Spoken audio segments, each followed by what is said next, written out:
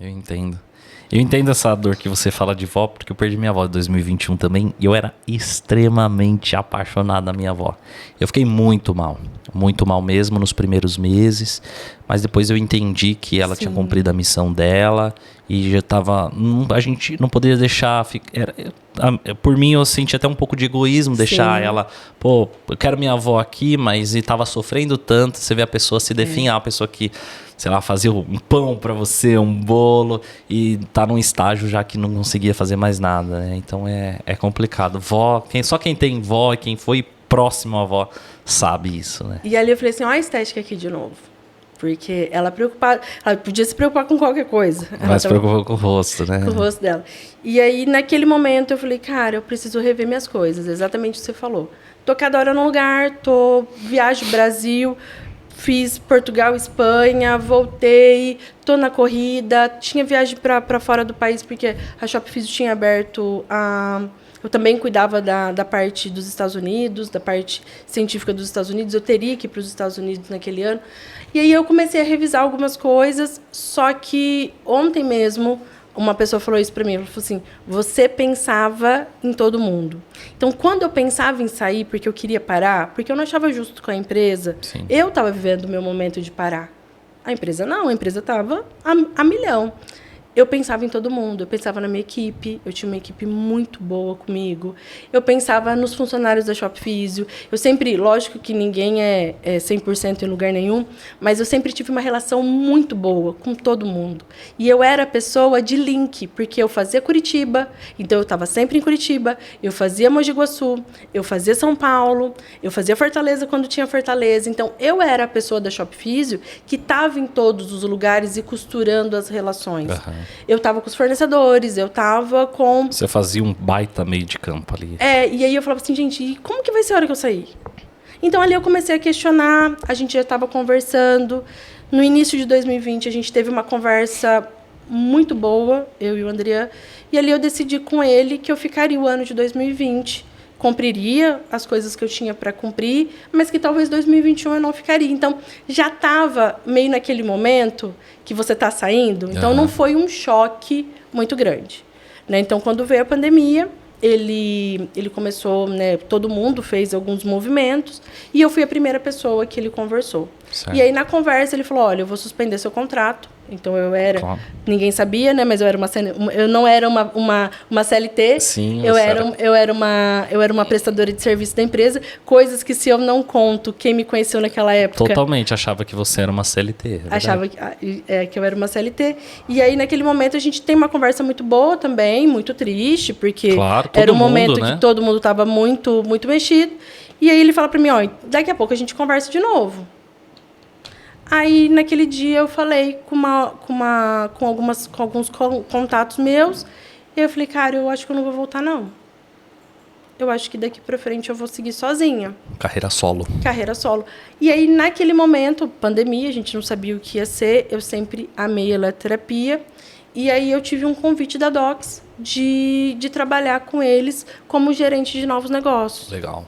E aí, eu fiquei com a Docs por muito tempo sem anunciar para todo mundo. Então, eu faço a minha despedida da Shop Físio, fico em casa, trabalhando com a Docs em paralelo dentro de casa, e ali eu comecei a... Eu já dava aula na Shop Físio, o meu negócio na Shop Físio que eu coordenava, que eu fazia DRE, que eu cuidava, era a Unistética. Eu falei, vou vender alguns cursos aqui. E comecei no meu próprio Instagram mesmo. Eu colocava link, eu fazia tudo. E aí começou a dar certo. Legal. A gente começou a dar bastante curso, bastante coisa. Aí a pandemia deu uma melhorada. Eu fui apresentada como gerente de novos negócios da Docs. Aí eu participei de grandes desenvolvimentos lá dentro. O Eletrofit é um dos desenvolvimentos que eu tenho. Deixei 14 projetos. Não sei se eles vão ser lançados ou não. São segredos de indústria. Percebi que ali é o lugar que eu quero voltar. Legal. Porque... Alô, Adox, já sabe, hein? Mas eu falo assim, a função que eu tinha era muito gostoso desenvolver equipamento. Sim. Talvez para mim que amo eletroterapia, né? Trabalhar do lado da Michelle e do Eduardo era muito bom. O Eduardo é um cara que a cabeça dele é sensacional. Então, você trabalhar com um físico mesmo é completamente diferente. E aí, assim, às vezes a gente pensa... Você vê o aparelho sendo montado do zero, né? É. O fio com o reator, com, né? Enfim, toda a parte mecânica da coisa. Eu realizei um né? sonho ali. E aí, chegou um momento que as aulas voltaram, são 11 faculdades de pós-graduação. E aí, eu estava como gerente de novos negócios, então eu tinha bastante funções lá dentro. E aí, eu falei assim, tem uma relação incrível com todo mundo. Vi que a Michelle e o Thiago tiveram aqui. E aí, eu chamei a Michelle e falei, Mi, não vai dar.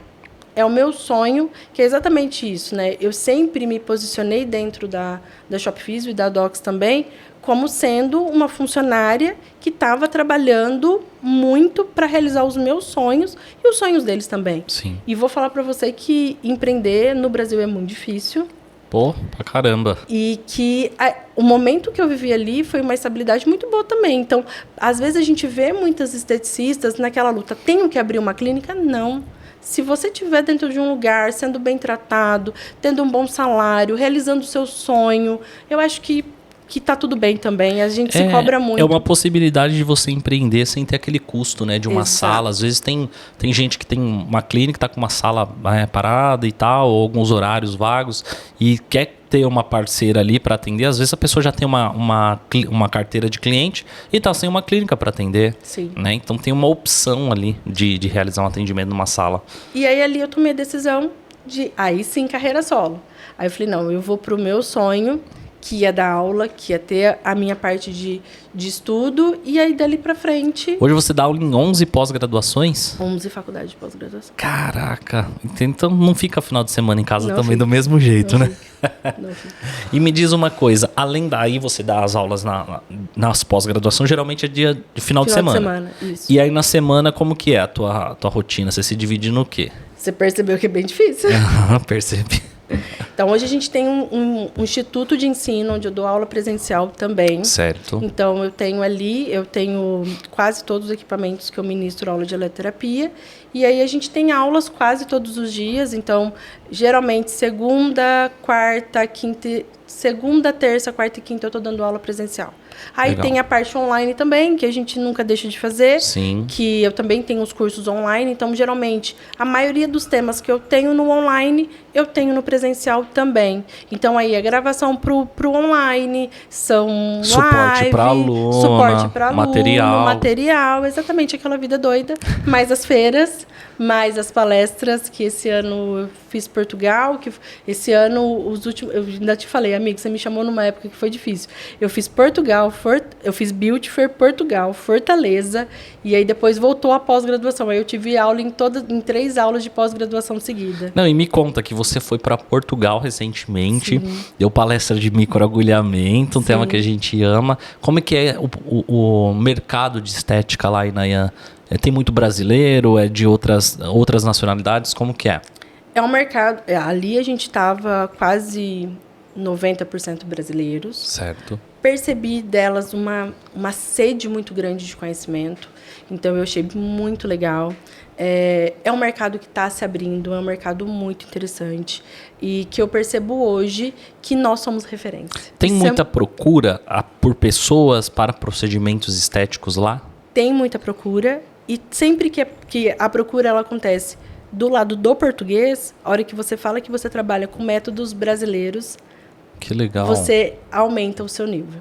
Então, a gente é referência lá. Que bacana. É muito interessante a gente ver isso. Recentemente veio um outro colega aqui também e ele falou exatamente isso. Na verdade, vários profissionais que têm vindo aqui, Nayã, a gente tem chegado num consenso muito claro que o Brasil é grande referência na estética. Sim, né? Sim. Então, alguns deles falaram assim, Heitor, é muito legal você ir para outro país, vou participar de um congresso, de uma feira, etc., a título de conhecimento e experiência, sim, mas não a título de, olha, vou lá porque eu preciso de pegar conhecimento lá para trazer alguma coisa para o Brasil, porque aqui tá mais evoluído do que lá. Então, não sei se é essa vivência que você, esse olhar que você tem também.